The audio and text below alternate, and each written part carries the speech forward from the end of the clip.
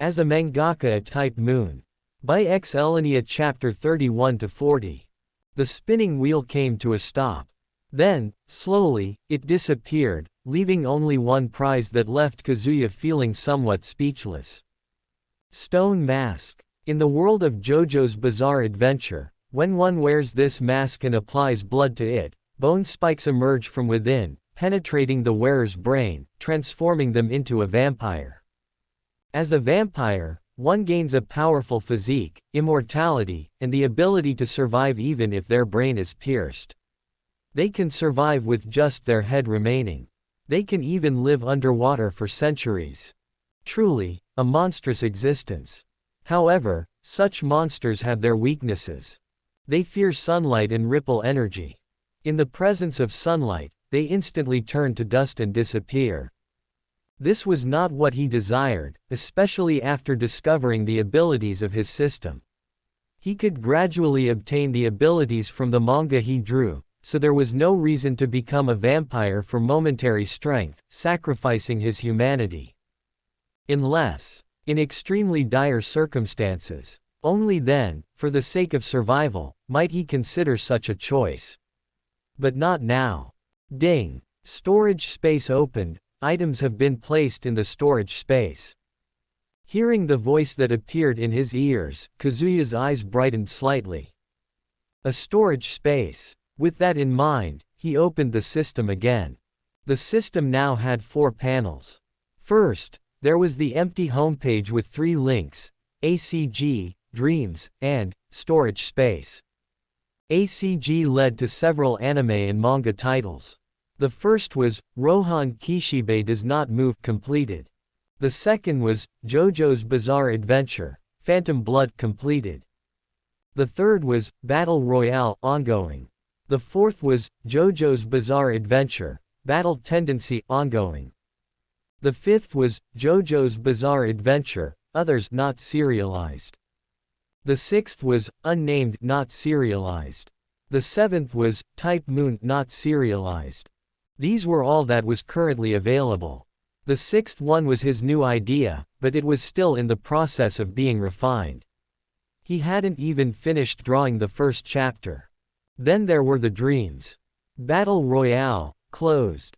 Jojo's Bizarre Adventure, Phantom Blood, open. These were all the dreams available. If all were closed, he wouldn't dream at night, but if one was open, he could only click on one. If he clicked on Jojo's, then Battle Royale would have to be closed, and vice versa. Lastly, there was the newly appeared storage space. Upon opening it, he found himself somewhat disappointed. The storage space currently only had 1 slot, and above it was a line of text. To prevent manifested items from endangering reality, only manifested items can be stored. Slot 1/1, Rua. It turned out to be completely useless. He could only store the stone mask, and right now, there was only 1 slot available. Where was the promised storage artifact? It was a letdown. Well, looking on the bright side, maybe I expected too much. This is fine too, after all, I won't have to worry about where to put the stone mask later. I'm not at ease leaving it around, and I'd hate to destroy it. Well, I'll keep it for now. And there was one more thing. Unlike the previous Battle Royale, the previous world had nothing mysterious about it. So the knowledge he could obtain was limited to things like firearm usage, danger perception, survival, and combat. But the world of Jojo was different. Even in Part 1, there was something called ripple energy, a clear way to enhance one's strength and longevity. This was a form of knowledge he could acquire. Perhaps he could bring it into the real world. In that case, he would be able to use ripple energy. However, all of this was still unknown. After making breakfast and seeing his younger sister off to school, Kazuya didn't think about this matter any further. Instead, he continued working on the settings for his new manga. After all, in the real world, he could think about it at most for a few hours before it was time to sleep.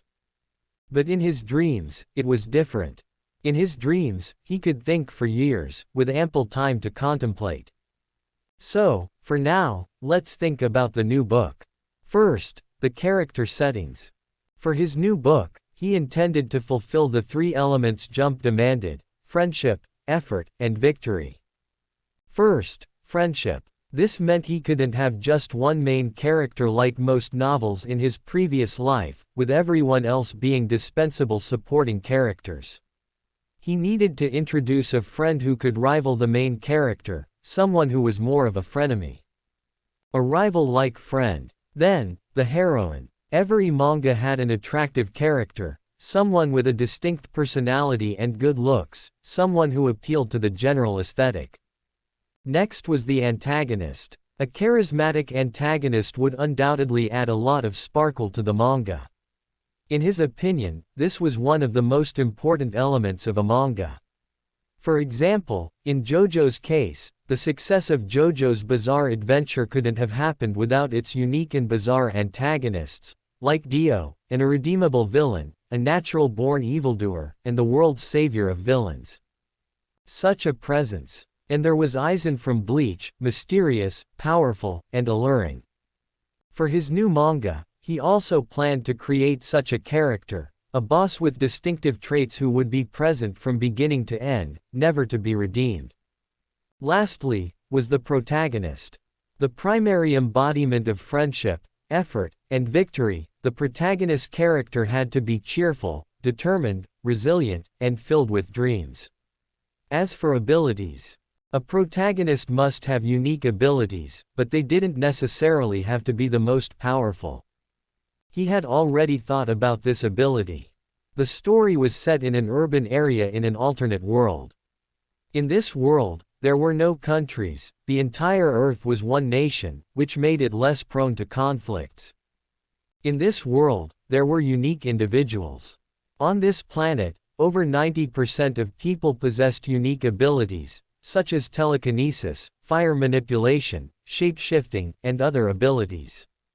When it came to superpowers, his imagination surpassed that of other authors of this era, or rather, it wasn't his imagination but rather the vast array of abilities from countless manga, novels, and games from his previous life that he could integrate. Then there were the inheritors. These inheritors gained ancient memories and practiced the methods of warriors, shamans, monks, magicians, onmyoji, and more. Afterward, some of these individuals with abilities formed organizations that threatened the world, while others formed hero groups to counteract them.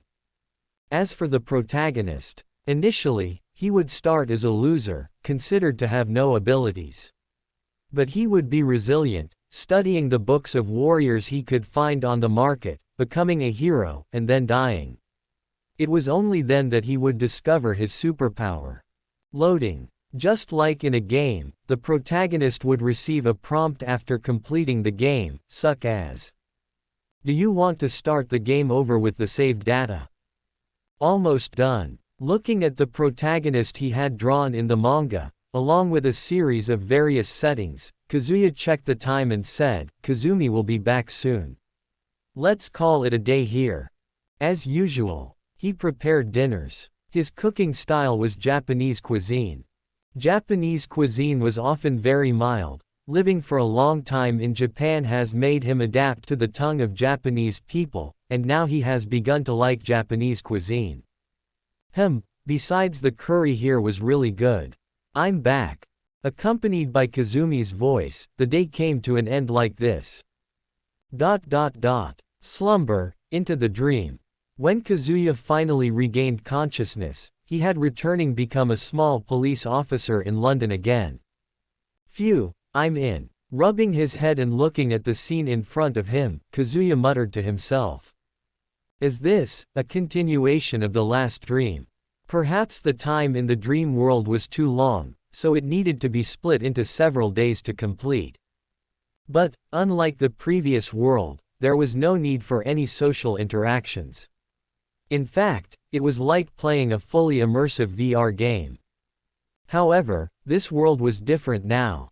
People around him constantly influenced him, changing him. He didn't mind the change itself. But if it continued like this too many times, it might start to affect him noticeably. When he first crossed over, he had already noticed it. His younger sister felt that something was off about him, like he had become a different person.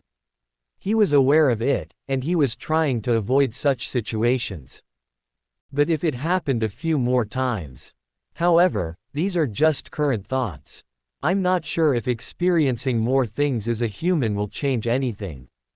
I don't really know. After all, if you add up both segments of my life, I'm not at the age where I need to contemplate these things.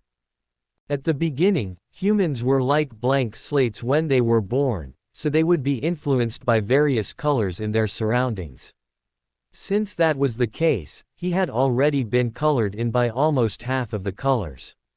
Whether this would lead to changes in his personality, he had never experienced it. Even he didn't know, he could only speculate and imagine. The specifics would require him to experience it personally. However, these were all things for the future, and change wasn't something that happened overnight. Right now, what he wanted was to learn the ripple. Or rather, the method of practicing the ripple. He needed to know if this could be used in reality. Although he had successfully brought his knowledge of firearms and combat experience from before into reality, those were ultimately non-mysterious things. This time was different. The ripple was undoubtedly something mysterious. Even if he learned it here, there was no guarantee he could bring it into reality. But, since he already had Stone Mask in his possession, and after learning it, there was a chance he could bring it into reality. If he could, his path ahead would be much wider. If he couldn't, he would have to rely on luck in the future. But there was no need to rush. After all, reality was very safe. There were very few who could match him in a fight, and besides, it was a society governed by law. Too much violence wasn't a good thing. Even if an uncontrollable crisis occurred, he had Stone Mask. He wore something that was an overwhelming force for humans. And now, if he could obtain the ripple. Zeppeli, and Speedwagon. I should focus on Speedwagon first. This time, his goal wasn't to master the ripple but to learn the basics. Anyway, if it didn't work this time, there would be next time, and the time after that. 1888. Kazuya took his gun, and along with the other officers in the police station, followed the chief towards a well-known aristocratic family in London, the Joestar family. The Joestar family's gentlemanly manners were something everyone could see, and it wasn't a facade, it was genuinely how they were. The Joestars had been gentlemen for generations. But, it was precisely for this reason that they had accepted Dio Brando, a man who grew up in the slums, into their family. This man, the moment he arrived, challenged the only child of the Joestar family of this generation, Jonathan Joestar, and became an adopted son of the Joestar family. Originally, that was all there was to it. That was 7 years ago. Now, Jonathan and Dio were described in the newspapers as representatives of friendship, with their friendship being unbreakable. The newspapers had said so. But that was incorrect. All of this was just wishful thinking on the part of outsiders. Just now, a man named Robert E.O. Speedwagon had come to report a shocking incident that had left everyone except Kazuya stunned. Despite the appearance of harmony, Dio Brando had secretly administered a slow-acting poison to Jonathan Joestar's father, intending to poison him to death in order to inherit the Joestar family's fortune. And now, this matter had come to light.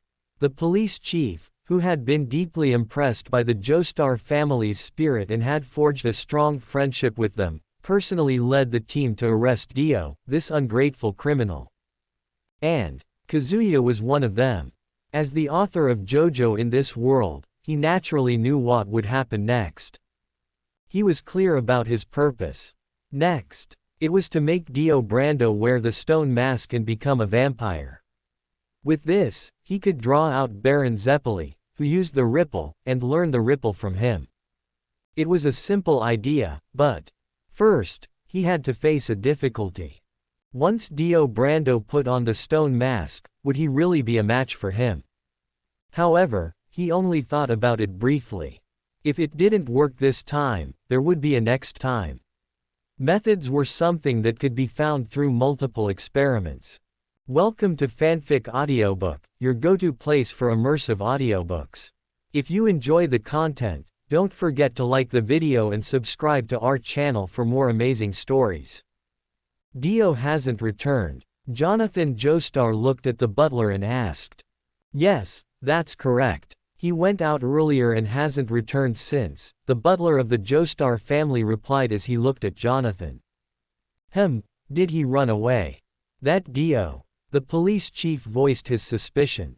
I don't know. I really don't, Jonathan replied after a moment of silence. He didn't know if Dio had run away or simply hadn't come back. Well, if he has run away, I'll issue a warrant later. But before that, let me go and see Sir Joestar, the police chief sighed, expressing his concern for Sir Joestar. All right, my father should be resting in his room now. I've already had him take the antidote. Butler, please escort them. Yes, I understand. Jonathan, what about you?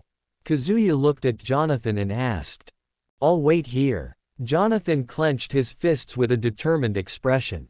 If Dio comes back and there's no one here, I might miss him. Besides, I have a feeling he will come back. Is that so? Then it's up to you, Kazuya nodded. In that case, I'll leave my father to you, Jerry, Jonathan said to Kazuya. He knew this man, who was somewhat famous among the London police, as Jerry Copperdale. Jonathan had met him a few times before. Kazuya nodded and didn't say anything more.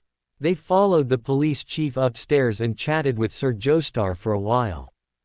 Then, they heard a sound from downstairs. The group went back downstairs. As they reached the bottom of the stairs, before they could push the door open, they heard a voice from the other side. It seems like you're curious about who I am from your expression.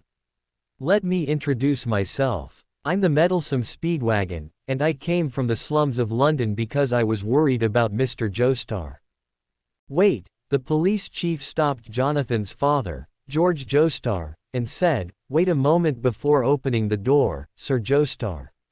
You might not believe what we're about to say, so here, listen with your own ears.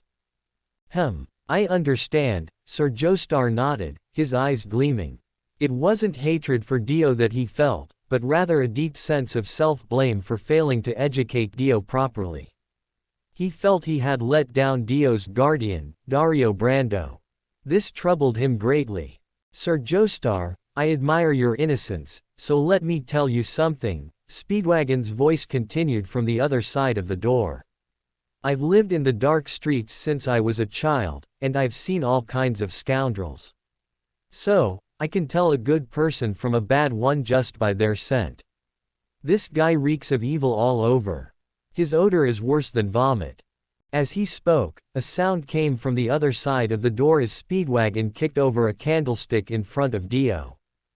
This is the evilest person I've ever seen. Was it his environment that made him this way? No. This guy was born evil. Do you remember this guy? From the other side of the door, Speedwagon pulled someone out. This Oriental man has testified that he sold poison to you, right? I've heard everything you've said, George Joestar couldn't help but speak. The police around him opened the door, revealing the people in the room. I'm truly sorry. I held the same expectations and affection for you as I did for my own son. He coughed involuntarily, and his body, weakened by the antidote he had just taken, remained frail. Dad, you need to rest, Jonathan hurriedly approached him and said. Yes, I'll go rest. I don't want to see my son being arrested. Jojo, I leave it to you, George Joestar said. All right. It seems that there's no turning back now. Dio Brando stood up, his expression calm. Kazuya observed him and discreetly checked the bullets in his gun. Although he had trained for several years, he was only slightly stronger than his real-world self now. Without any special means, humans indeed had limits. That man won't be captured. Suddenly, the Asian man who had been brought in said. Jojo, considering we've spent 7 years together, I hope at least you can be the one to handcuff me. I understand, Jonathan nodded and walked over. Sir Joestar, please be careful, Speedwagon reminded Jonathan.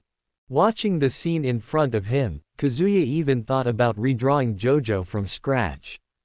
After all, everything in his mind had been just manga before, but now, after experiencing these events firsthand, he felt that drawing Jojo now might produce a better result than before. Jojo, Dio suddenly spoke as he looked at Jonathan who was approaching. Human abilities are truly limited.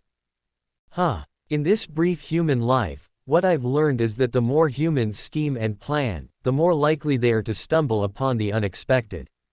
So, I want to surpass humanity. What do you mean? What are you talking about? Jonathan asked, looking puzzled. Jojo, I won't be human anymore. Saying that, he suddenly took the stone mask from his right hand, which was wrapped in bandages, and, with a dagger in his right hand, he tore open the bandages, revealing a sharp blade. I want to surpass humanity. The stone mask, why do you have it? Jonathan's attention was completely drawn to the sudden appearance of the stone mask. He didn't notice the dagger in Dio's right hand. Danger! Shoot him! Kazuya and Jonathan raised their guns, but they didn't pull the triggers. At this moment, at this distance, he could easily shoot through Dio's brain if he wanted to. But, if the vampire didn't appear, would Baron Zeppeli really come? Without Baron Zeppeli, he couldn't learn ripple energy. All the years he had spent in the dream world would be wasted. However, he couldn't just watch, even in a dream. These people were different from the previous ones, they were characters he liked. If he could help them in any way, he had to do something, like this. Jojo, offer your blood as a sacrifice. What? Dio gritted his teeth and said, dodged it. In that moment, Kazuya and Jonathan Joestar stopped Sir Joestar and quickly pulled Jonathan away. However, even so, Dio's dagger had already cut Jonathan's waist, leaving a not too deep wound. Hee ha ha ha, ha ha ha ha ha ha ha. Nevertheless, as he looked at the stone mask in his hand, he started to laugh. He put on the stone mask, and with Jonathan's blood that splattered on his hand, he smeared it on the stone mask. Open fire. Bang, bang, bang, bang. In the next moment, almost all the police officers simultaneously pulled the triggers on their weapons aimed at Dio. Multiple bullets struck Dio. Wounds that would be fatal to humans were inflicted, absolutely lethal injuries. Jojo, are you alright? Yes, Dad, I'm fine, thanks to Mr. Jerry, Jonathan said, looking at Kazuya with gratitude. I was completely distracted by the stone mask just now. If it weren't for Mr. Jerry, I would probably be dead by now. It's alright, it's what I should do. Dad, please go upstairs and rest. Don't worry about this place. All right, Sir Joestar nodded. Jojo, it's my fault. I was strict with you because you're my biological son.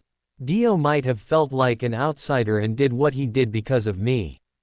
Bury Dio next to his father. I understand, Dad. Saying that, Jonathan noticed that Dio's body, which had fallen out of the window, was missing. What? Dio's body is gone. Boss, get away from the window. Speedwagon shouted, but it was too late. Dio's arm went straight through the police chief's head, turning him into a headless corpse. What's going on? The boss's head. The room descended into chaos, with everyone bewildered. Why? He was shot so many times. Be careful, he must have some weapon in his hand. Bang, bang. Kazuya and Jonathan pulled the triggers on their guns. That guy isn't normal, fire. Don't leave any room, shoot all the bullets, fire. Bang, bang, bang, bang. Countless bullets pierced Dio's body and brain. Blood dripped from his body onto the floor. But, He was still alive. He wiped the blood from the hole in his head with his hand, licked it with his tongue, and then smiled contentedly as he walked forward. What is this? Sir Joestar was stunned and looked at Jonathan, then at the stone mask outside the window. Why didn't he die? He was shot so many times, what's happening now? I can't understand, I'm completely baffled. Speedwagon said, his voice trembling. Now, the only one in the room who could keep calm was Kazuya. One reason was that he had known from the beginning. The other was that he wouldn't die. As for dying in the dream world, he had died countless times before. He had gotten used to it. He had only one goal, and it hadn't changed even now. Jojo, Dio leapt high into the air, almost floating, and said, I have gained such a perfect ability. This is what the stone mask and your father have given me. Splat. With that, his hand pierced through a person's head, absorbing their blood to heal himself. What's going on? Sir Joestar couldn't believe it. What has Dio turned into? Dad, please leave quickly, it's too dangerous here, Jonathan shouted. Sir Joestar wanted to stay, but he was afraid of hindering them. He understood very well that, with his current condition, he couldn't even buy time for his son in the face of a monster like Dio. He would only be a burden to Jonathan. I understand. Jojo, don't push yourself too hard, survive. Yes, Jonathan said, his body still trembling slightly. Even facing a monster like Dio, he felt fear, something he had never felt before. But, Dad, give me courage. Hey! Dio looked at the raised guns aimed at him and then threw the corpse in his hand at them. With immense force, he split several police officers in half and broke Speedwagon's arm. But, he just glanced at Sir Joestar and, for some reason, didn't intervene. He did nothing and just watched Sir Joestar walk out. Then, he turned his gaze to Jojo. Bang! At that moment, another gunshot rang out, piercing through his head. Jerry Copperdale. Dio touched the hole in his head and looked at Kazuya. You dodged it, Jerry Copperdale. Hee, you're quite capable. How about it? Want to become my subordinate? Dio said to Kazuya. He had just discovered that, he seemed to be able to control the person he had just sucked blood from, the police officer. He could control him. And the reason was that, while he was drinking blood, he had also experimented by injecting some of his own blood. Of course not. Die here, monster, Kazuya said and continued to pull the trigger on his gun, firing the last bullets. But, Dio evaded them. Too bad. Then die, Jerry. You're so annoying, just like before. If it weren't for you, that kid Jojo would have died. Dio shouted and rushed toward Kazuya. So fast, Kazuya's heart skipped a beat. Dio was already fast to begin with, and compared to Jonathan's explosive power, his speed was even faster. While the stone mask didn't give him much speed, it did enhance his strength and immortality. However, it made his speed even faster. Too strong. The effect of the stone mask was too powerful. He never expected that it would grant Dio such incredible abilities. The oppression he felt from seeing it in the manga and experiencing it firsthand were completely different. Even though he knew he wouldn't die, Kazuya's heart stopped beating involuntarily at that moment. Splat. Intense pain. Accompanied by a wave of intense pain. Kazuya woke up from his slumber. It's that familiar feeling again. Kazuya sat up in bed, accompanied by the usual pain. He poured himself a cup of hot water from the kettle at the bedside. Before this, in his dream, in the world of Jojo's Bizarre Adventure, he had died. At that time, Dio charged at him. His speed, combined with the overwhelming force. Although he had tried his best to dodge, he still couldn't avoid getting hit. In an instant, his lower body lost all sensation, and he was almost completely defenseless.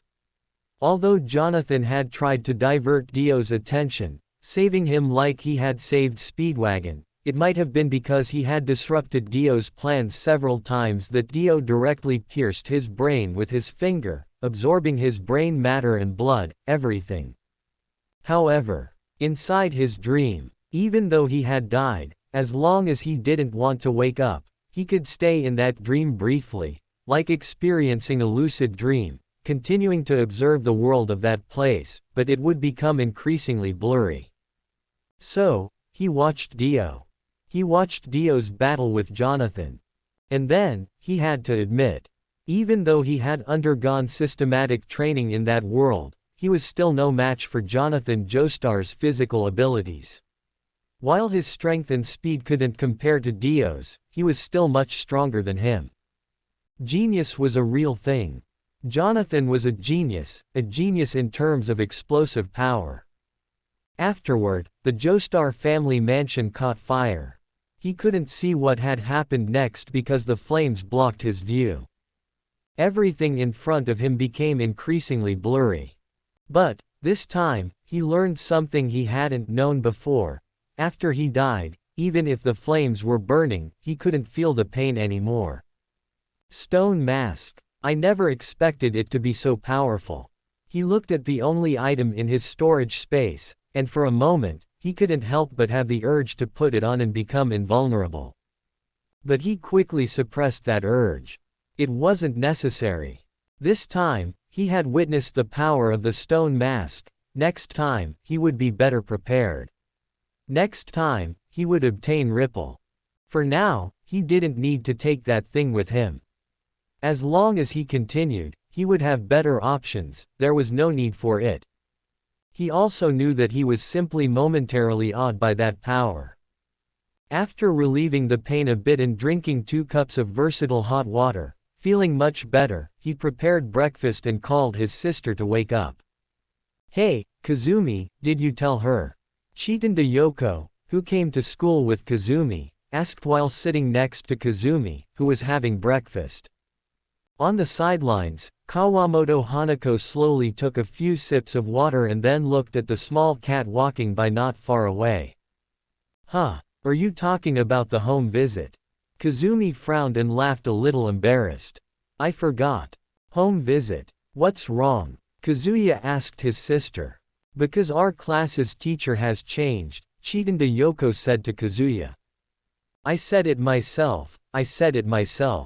Interrupting Chitanda Yoko, Kazumi stuck out her tongue and said to her brother, "Kazuya, well, our class's previous teacher had some problems.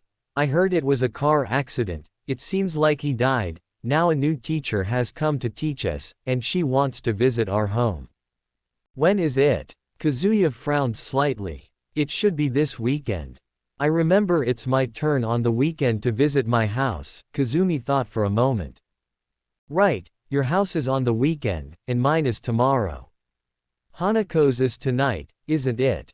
Chitanda Yoko looked at Kawamoto Hanako, who was playing with the small cat nearby. "Yeah, tonight, the teacher will come to my house," Kawamoto Hanako thought for a moment and nodded. Maybe she had become less nervous over time, but she was still a bit tense. "I'm full. Yoko. Hanako. Let's go," Kazumi said, finishing her glass of milk in one breath, picking up her bag from the side. "Be careful," Kazuya called out.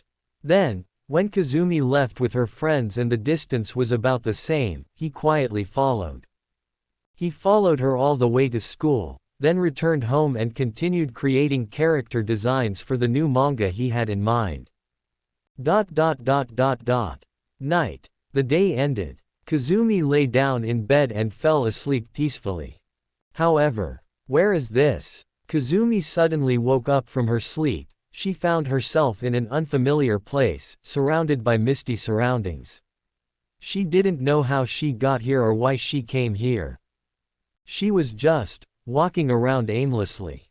Then, at some point, a white-haired man appeared in front of her. "I finally see you, Kurikawa Kazumi. You answered my call. Who are you?" The man's appearance was unclear, hidden in a fog. He was very tall, but compared to her, he was slightly shorter than Kazuya, her brother, probably around 6 feet. Who I am doesn't matter. The question is, do you know who you are? I am Kurokawa Kazumi. The girl's eyes were somewhat confused. She didn't know why this person was asking, but, one thing is certain, she didn't realize that she was different from her usual self. If she were in reality, she would never talk so much to strangers. She had a strong sense of caution. However, for some reason, the person in front of her emitted a comforting feeling. Yes, you are Kurokawa Kazumi, that's correct. So, do you know who you live with? Live with Oni-chan, is Kurokawa Kazuya. Is that so? Is he really Kurokawa Kazuya? Didn't you make any mistakes? Huh. Kazumi was stunned for a moment, and inexplicably remembered her brother's change from some time ago. No, to be more precise, about 2 years ago, it was like the transformation of a completely different person. No. That's not right, he's Oni-chan. Suddenly, her gaze became firm, and the confusion disappeared. The dream shattered, and when she came to her senses, everything had changed. She had returned to her own room once again, and her brother, Kazuya, was standing at the door. It's strange, you didn't sleep in too much today, Kazuya said in surprise. Yeah, well, I had a bit of a nightmare. Kazumi smiled a little embarrassed.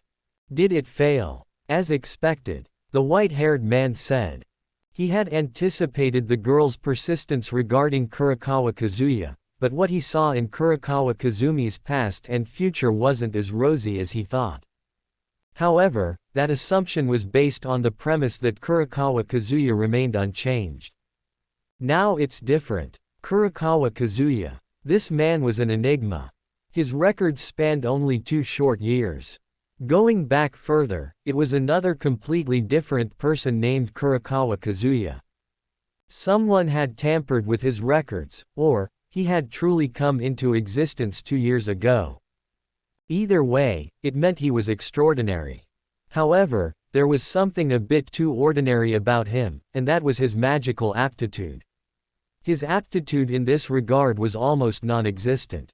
On the other hand, Kurokawa Kazumi was almost the same. Just an ordinary person. Normally, this wouldn't be a problem, but now an ordinary person whose future had shifted from known to unknown had puzzled him. However, though it was unknown, it wasn't entirely untraceable. Human destinies were like mathematical formulas. Each person's destiny was a number, and then these countless numbers combined into a formula. The final result was the world, the destiny of all humanity, in other words, the grand scheme. But now it had changed. Kurokawa Kazuya had shifted from a known number to an unknown one. At this point, his destiny had to be designated as an unknown variable, to be used to predict his future. This was very disadvantageous for him and, for his grand plan to be fulfilled in the future. Originally, it would have been best to kill Kurokawa Kazuya at this point. Losing that unknown variable would make everything simpler. However, he was inexplicably favored by the root, for reasons unknown. Regardless, the reality was as such. Because of this, not only he but even Gaia and Alaya couldn't directly act against him.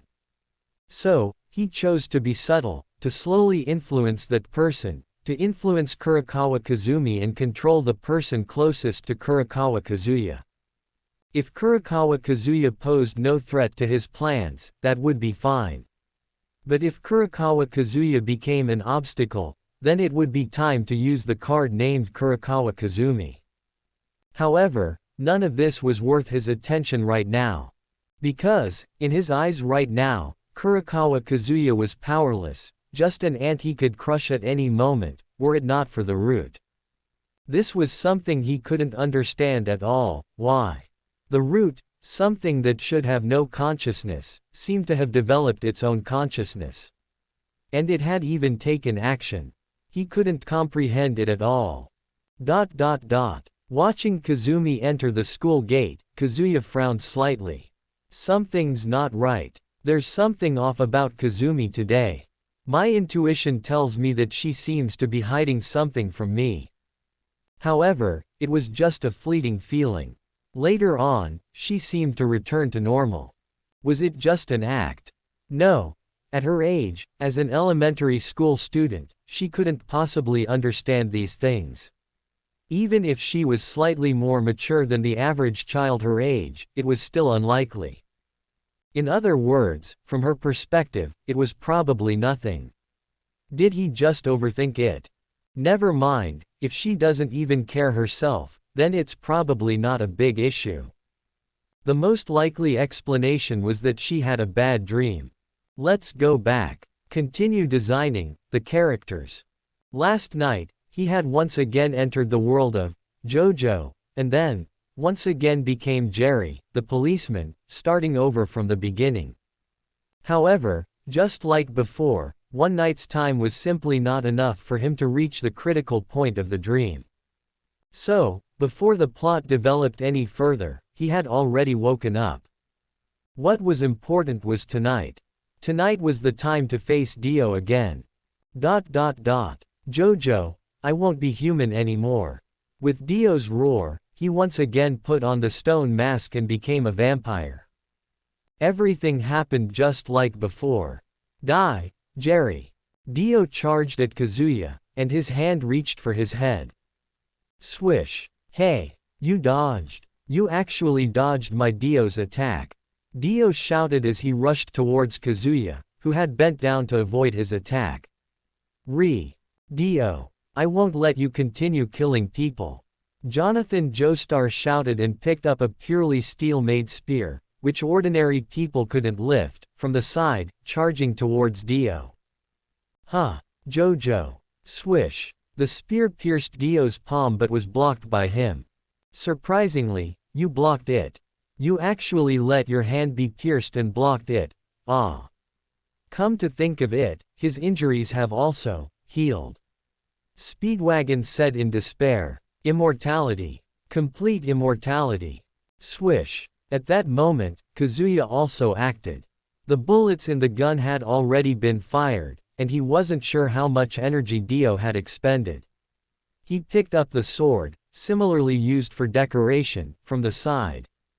This was something he could still wield. He swung it towards Dio's head. But, just like Jonathan, Dio caught the sword. He caught it without regard to his injuries. Weak, so weak. Dio laughed heartily, one hand gripping the spear's tip, and the other hand holding the sword's blade, reveling in his own strength. Snap. In the next moment, both the sword and the spear were broken by his immense power. The sword's blade flew towards Kazuya, piercing through his arm. The spear's tip flew towards Jonathan, stabbing into his shoulder. Jojo. Dio turned his back to them and smiled. Hold on a little longer. Let me savor this wonderful power a bit more, because I don't even know how powerful this strength can become. Your wounds on your hands haven't healed, Kazuya said without removing the sword tip that had pierced his left arm. What? Dio looked at his own hand, and his pupils contracted slightly. No healing. I get it. Speedwagon seemed to understand something. That guy's healing ability has its limits.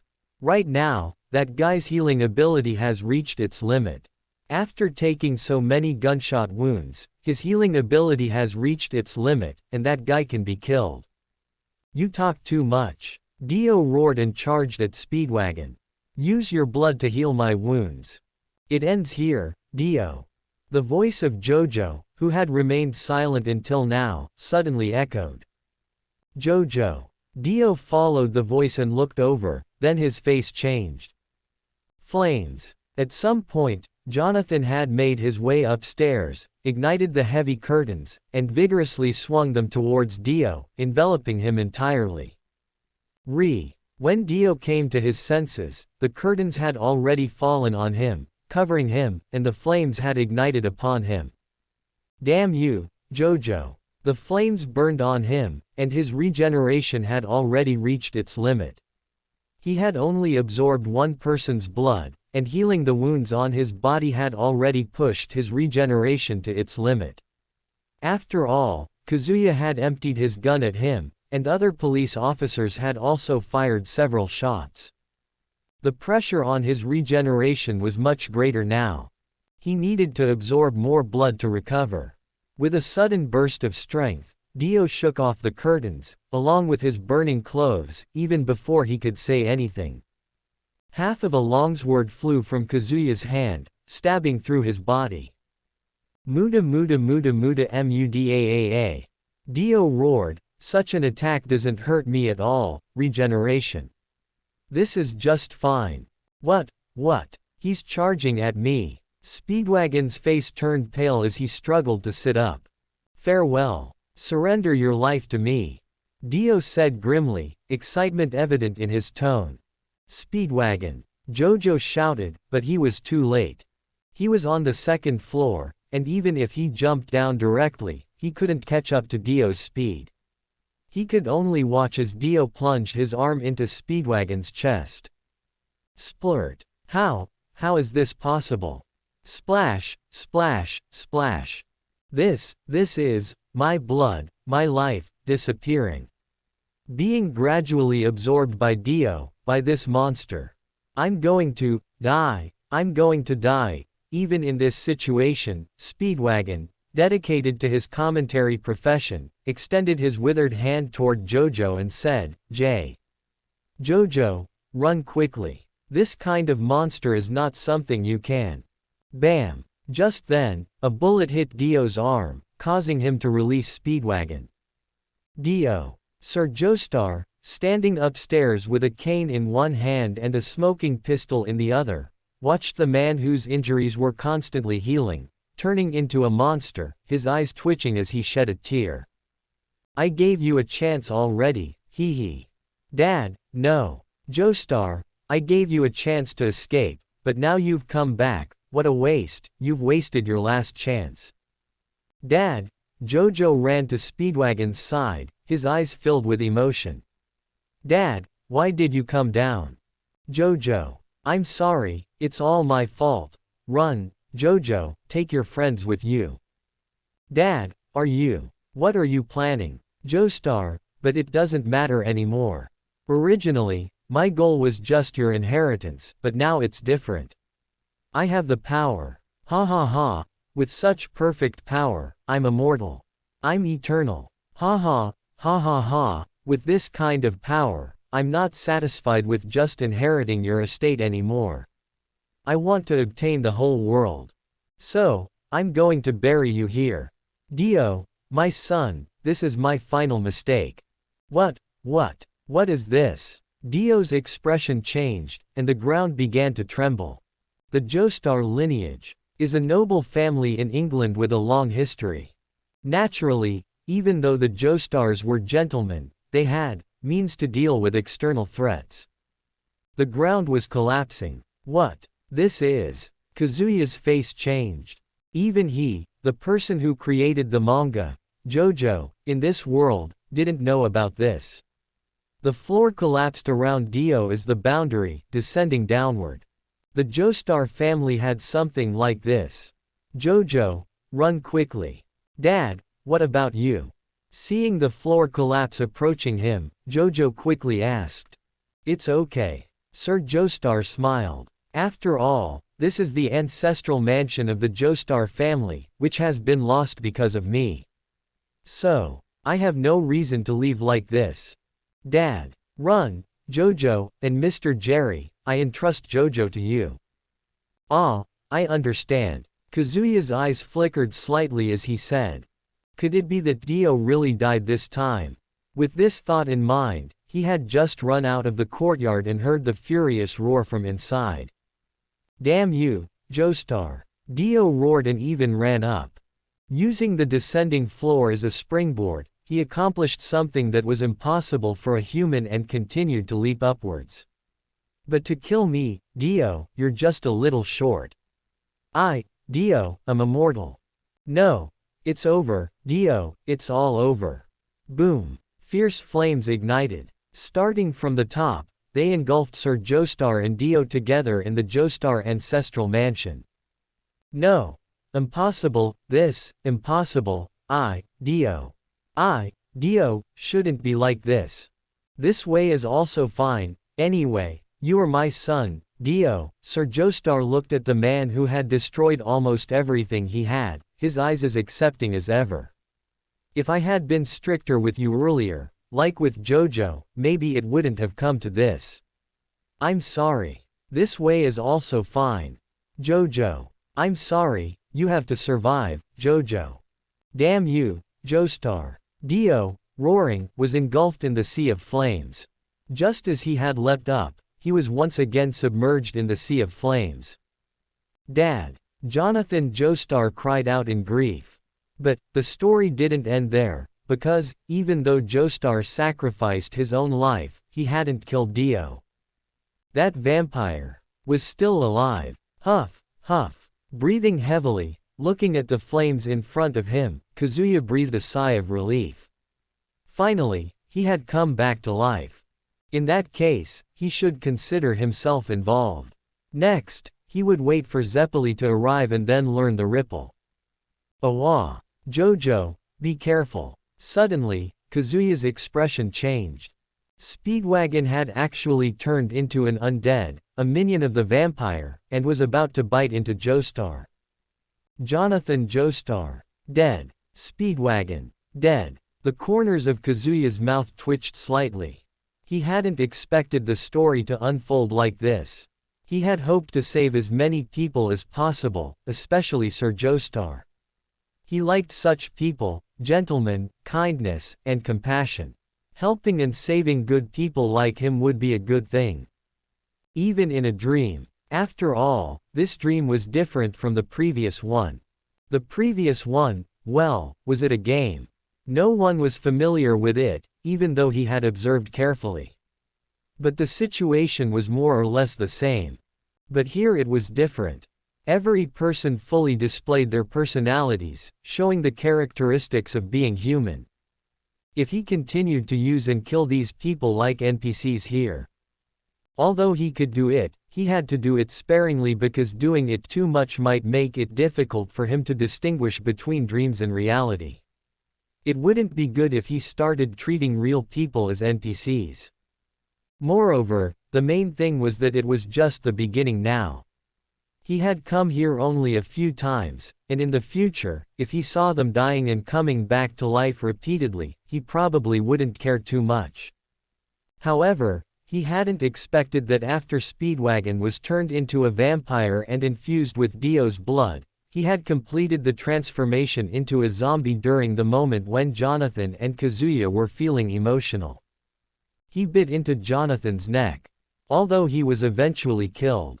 But Jonathan knew that in his current state, it wouldn't be strange for him to become a zombie at any time.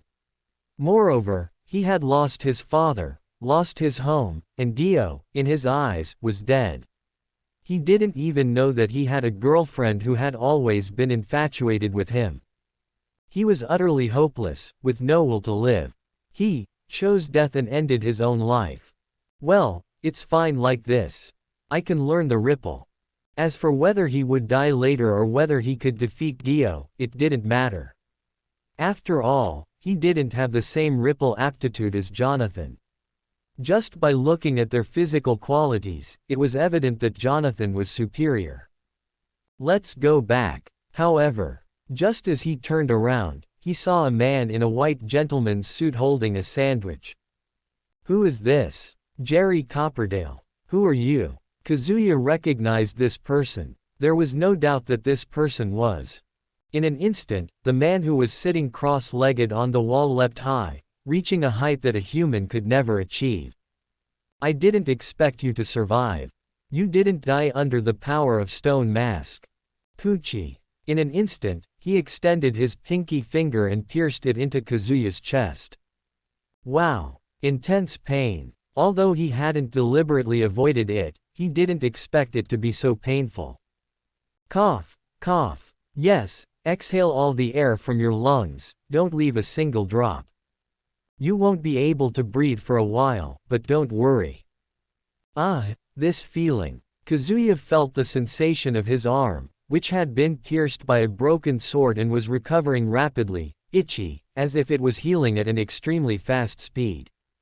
My hand. Kazuya could feel the mysterious power personally, the power of ripple that he had been longing for. I am Baron Zeppeli. Just having courage won't be enough to win against the stone mask. Being able to see the light of ripple, to feel it, this is it. Remember the rhythm of this breathing, remember this feeling, remember this ripple.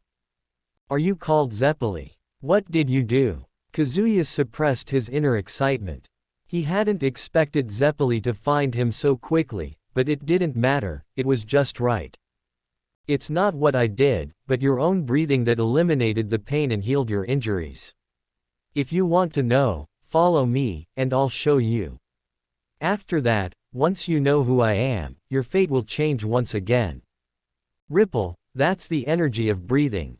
And now, he had vaguely grasped a little bit of it, but to use it proficiently, he needed the training from Baron Zeppeli, the Ripple Master. Seeing Kazuya, who was rubbing his head and walking out, Kohana, who was sleeping in her small nest, slightly opened her eyes and took a look. Meow. Are you awake? Breakfast will have to wait a while longer. Kazuya glanced at Kohana and said. He had already awakened from the dream, and the reason for waking up was simple, death. He didn't have Jonathan's excellent aptitude. Although he could learn the ripple, he could only use it at a basic level. He couldn't even face Dio again, let alone before that when he was killed by Dio's zombies. Zeppeli's training was just to allow him to grasp the basics of the ripple. Trying to take down a monster like Dio, who had experimented with his own body's limits for so long, was impossible. Dio was far more powerful than the average vampire, making this task even more challenging. Kazuya's ripple was nowhere near Zeppeli's level, and Zeppeli was no match for Dio. As Strizo had put it, Dio has been testing the limits of this body. In Jojo's Bizarre Adventure Part 2, the vampires were all cannon fodder, easily defeated. Dio's exceptional strength set him apart. One key difference lay in their attitude towards power. One was content with the strength they obtained, while the other continuously pushed their own limits to become stronger. It was like comparing a well-trained martial artist to someone who found walking a few steps tiring. Both were humans, but the difference was vast. Dio, even as a vampire, stood at the pinnacle of vampire power. He had ambition, determination, and worked hard, making him the emperor of evil and, paradoxically, a savior of villains. However, even with all of this in mind, Kazuya was surprised that he had been defeated so easily without encountering Dio in person. He hadn't expected to be taken down by Dio's minions without ever meeting Dio himself. Indeed, he was still too weak, whether it was in his dreams or in reality. But now, the key to becoming stronger was in his hands.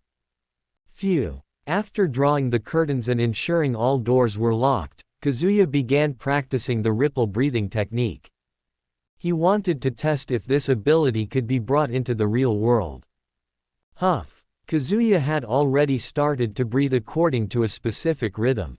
The knowledge obtained in the dream, known as ripple breathing technique. A way to generate energy through breathing. This technique could heal wounds, slow down aging, extend lifespan, and increase strength. The ripple released had an effect similar to sunlight. It could enhance various abilities through ripple, such as creating bubbles, bonding things together, walking on water, and more. It was a useful ability, and unlike the stone mask, this power didn't have significant side effects. The various techniques using ripple were demonstrated in the manga. It began with Baron Zeppeli's demonstration. He had a stone and a frog in front of him. He punched the frog, and it remained unharmed, while the stone beneath it cracked. There was also a technique where bones could be instantly separated and then healed, extending the reach of attacks. Long-range ripple attacks could be spread on surfaces like walls and water. Ripple could be used to pop open a bottle cap or harden hair to block bullets. Ripple could also prevent water in an upside-down cup from spilling out or increase grip strength. Climbing a smooth, slippery pillar. There were also techniques like Caesar's, where ripple was propagated within bubbles, forming a foam array, and bubbles could be used as shurikens or to reflect sunlight and more. Of course, the bubbles were not created by Ripple but with special soap that could produce bubbles carried by the user. However, there were drawbacks. For example, breathing. If the breathing became irregular or if one couldn't breathe, then they couldn't utilize the energy of Ripple. Moreover, Ripple worked better in the presence of living beings like plants, flowers, and human bodies. Its effectiveness decreased on non-living objects like steel. While Ripple could be transmitted through liquids, its effectiveness was significantly reduced in solids. These were the limitations. Nevertheless, this was the only technique that Kazuya currently possessed without any side effects, of course, provided that he could use it in reality. Sizzle, sizzle, meow. Kohana rubbed her eyes with her paw pads, looking at Kazuya strangely. She felt like he was glowing. Was it her imagination? Or was there something more to it? Slowly, her eyes widened, she was certain. This man was glowing. A golden light gradually emanated from his body. Meow, meow, meow. What was happening to this human? Kohana couldn't understand. Huff. Kazuya stopped and clenched his fist, feeling the power within him. That's right. I knew it. I can bring it into reality. The power of Ripple, it's mine. This feeling was truly amazing.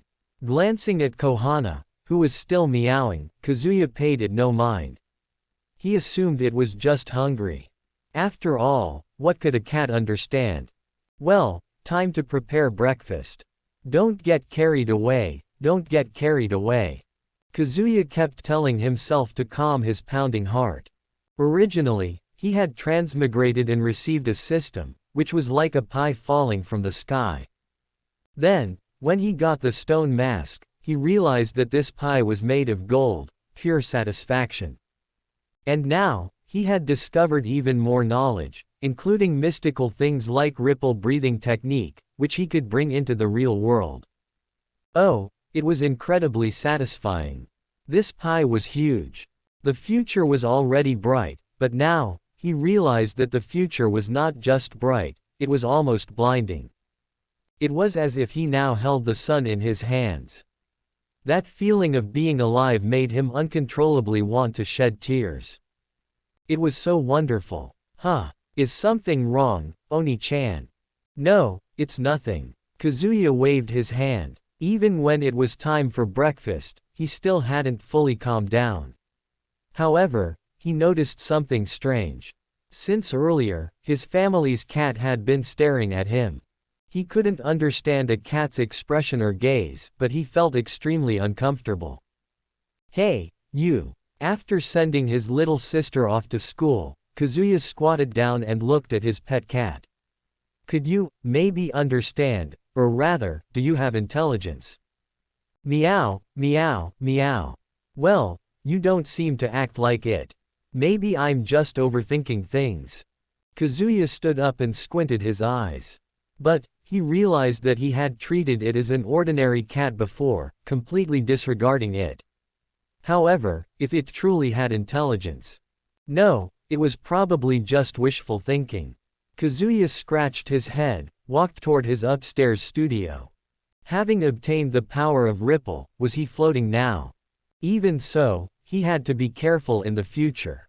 He had never thought that a cat could possess intelligence. But now, he was thinking about it. Carefully considering, his family's cat had not undergone any special training, yet it was unusually well behaved. Was it trained before he arrived? Of course, the more likely explanation was that he was overthinking things. The cat was just well behaved, and there was no intelligence involved. Meow, meow, meow. Well, you seem pretty crazy. Meow, tisk. Kohana gritted her teeth. What could she say? She had already spoken. She said she had intelligence. It's not her fault if you couldn't understand, right? The two sentences she said earlier were, "That's right, I have intelligence. You finally figured it out." The other one was, "Who are you calling crazy?" However, Kazuya couldn't understand cat language. He didn't possess such an ability, so the message transmission had failed. Time passed. Every night, Kazuya entered the dream world, where he used the years calculated in the dream to practice ripple breathing technique. Afterward, he faced Dio. Although, due to his aptitude, his ripple at that time wasn't much stronger than Jonathan's at the beginning, and it was weaker than Zeppeli's. But this was just a matter of quantity. In terms of technique, he had absorbed much more experience from the manga than they had. His plan was simple. First, he would practice ripple, the ability he could use in reality. Then, when his ripple training was nearly complete, he would put on the stone mask in the dream world and become a vampire. This way, if anything happened in reality and he needed great power, he could immediately put on the mask and unleash the top-tier power of a vampire when ripple wasn't enough. However, that being said, he had only faced Dio once. In that battle, he had failed. Although he had severely wounded Dio, he died first. He planned to defeat Dio completely next time and then test the power of the stone mask. But now, there was something else on his mind. Kazumi's teacher was coming for a home visit. Ding dong. Kanako Sawada pressed the doorbell and took a few steps back, confirming once again that this was indeed the home of her student, Kurakawa Kazumi. During this period, she had visited quite a few students' homes, from being nervous at the beginning to now being able to handle it smoothly. According to Kurakawa Kazumi's information, she lived with her brother, which meant that the main purpose of her visit this time was to meet Kurakawa Kazumi's brother, a person named Kurakawa Kazuya. According to the classmates in the class, this person was likely a mangaka. She heard that there was a mangaka with the same name on Jump. Thinking about this, she automatically imagined the appearance of a stereotypical otaku. She couldn't help but feel a little disgusted, and even had some thoughts of not coming. However, for the sake of her student, she still came. She had just decided to put this family at the end of the list so that by then, she would be more accustomed to it after meeting many other people. Probably. Click. The door slowly opened. Kanako's heart skipped a beat slightly. However, it was completely different from what she had expected. The door did not open to reveal light, but a person, about the height of the door, stood in front, blocking her view. So tall, she couldn't help but exclaim internally. Her height was 151 centimeters, and the person in front of her seemed to be several heads taller than herself. However, it didn't give off a pillar-like feeling, but rather a handsome and strong appearance. Could this person be, or you Kurakawa Kazuya-san? That's right, given the time, you must be Kazumi's teacher, Kanako Sawada, right? Huh. Yes, hello. Kanako bowed and said, I am Kazumi's teacher. Nice to meet you, Kurakawa-san. What's wrong? Nothing at all. Shiki, who was in the middle of a lesson, withdrew her gaze from a distance and placed it on the textbook in front of her. She sighed slightly in her heart. Let's continue. Now let me explain this lesson. The teacher was explaining a lesson, but she wasn't paying attention at all. It had never been like this before. But for some reason now, her mind was a little restless today. Ryugi-kun. Sensei, is something the matter? Let's end here for today. The elderly man in his 80s shook his head helplessly. He could tell that Shiki Ryugi had completely lost interest in continuing her studies today. However, he didn't plan to delve into it or say anything else. He was not from the Ryugi family but was invited to teach Shiki Ryugi. However, he had a good grasp of the Ryugi family's situation. Although he couldn't view the young girl in front of him like an ordinary child of her age, he did have some understanding. But, he felt a bit sorry for her. So young, yet burdened with such weight. Yes, I understand, thank you. Shiki bowed and said. The old man nodded, opened the door, and left. I'll try talking to your father to see if we can cancel the afternoon class. Saying this, he slowly turned back. Vacations, still need a little, right? Shiki was stunned for a moment, and before she could say anything, the old man had already closed the door and left. Indeed. After that, there was no swordsmanship class today. Her father had heeded the advice of this teacher and given her a day off. But, for some reason, she always felt a bit uneasy. What on earth is going on? Shiki Ryugi's inner thoughts. Deep within, an entity that neither Shiki nor Shiki had noticed, their true root, the existence representing the root, awakened. This existence is Void Shiki. Now, it had awakened. Although it hadn't taken control of Shiki Ryugi's body. It's starting. Counter force. Void Shiki chuckled. Void Shiki, this entity had been monitoring the counter force for a long time, or rather, it had been monitoring her. Although she could conceal things from the counter force if she wanted to, when she was born, she didn't have such thoughts, so the counter force noticed her. Now it was too late to hide even if she wanted to. However, apart from the counter force, it is still possible to conceal it from those who can see the past and the future. Therefore, those people, most of them are unaware of Shiki Ryugi existence. However, Kurikawa Kazuya was an exception. Surprise, variables, unknowns. And these unknowns had a strong relationship with Shiki Ryugi. In other words, in the eyes of the counter force, Kurikawa Kazuya had a significant possibility of being the one who might eventually be with Shiki Ryugi. Especially in the mystical world, age wasn't a significant factor. And, with Shiki Ryugi, it meant having everything in the world, whether it was to destroy or rebuild the world.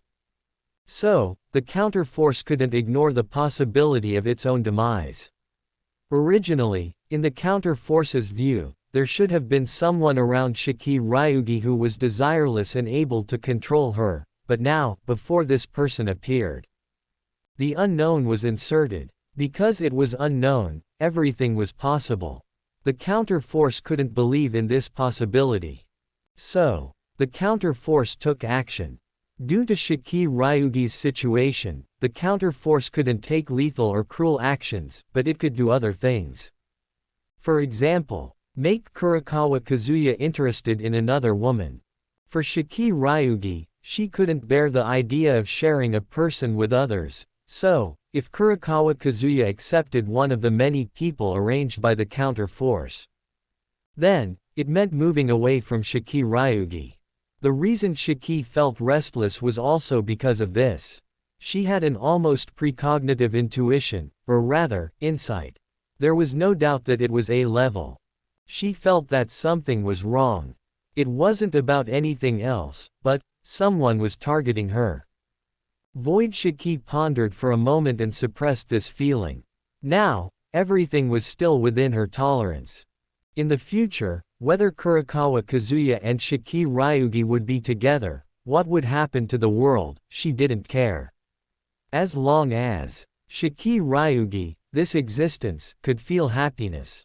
That was enough. In simple terms, if Kurikawa Kazuya wanted to be with Shiki Ryugi in the future, there was one condition: reject all other people. Only then would there be a slight possibility.